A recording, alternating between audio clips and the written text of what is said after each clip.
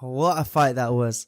So we just witnessed Daniel Dubois completely dismantle Anthony Joshua in a way that I don't think anyone expected at all. He was completely dominated from the first round and couldn't seem to find his way back. I mean literally from round 1. And it raises a lot of big questions on Anthony Joshua's career from now. So let's talk about it. So the build up to this fight was nothing unusual. A bit of extra bad blood from Daniel Dubois and Anthony Joshua. Who do you think you are? Daniel, don't disrespect me.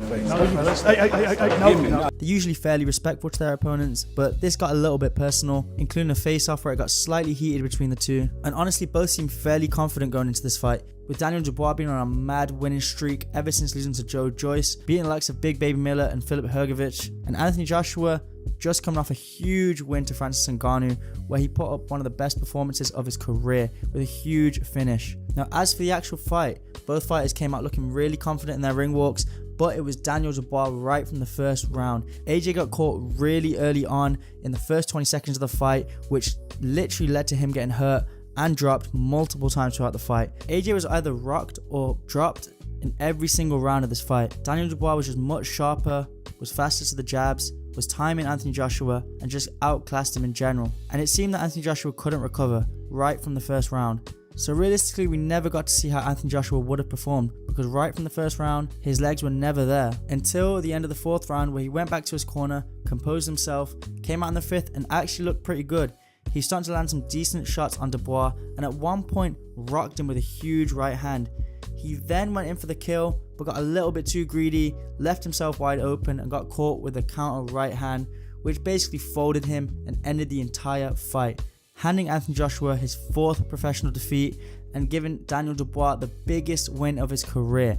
And honestly, as much as I love Anthony Joshua, I think Daniel Dubois was the better fighter that night, the younger, sharper, faster and stronger man. But to say the least, it was a great action-packed fight and raised a lot of questions. The main question being, what's next for both fighters? Well, in terms of Anthony Joshua, he needs to get that rematch, because that was a pretty heavy defeat and the worst AJ's ever been defeated. AJ's realistically never been folded like that. He's been dropped, hurt, knocked out, but he's never been completely folded like he was by Dubois.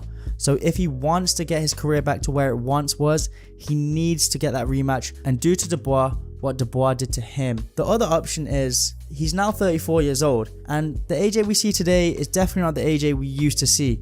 He's definitely slowed down. He definitely isn't as good as he once was.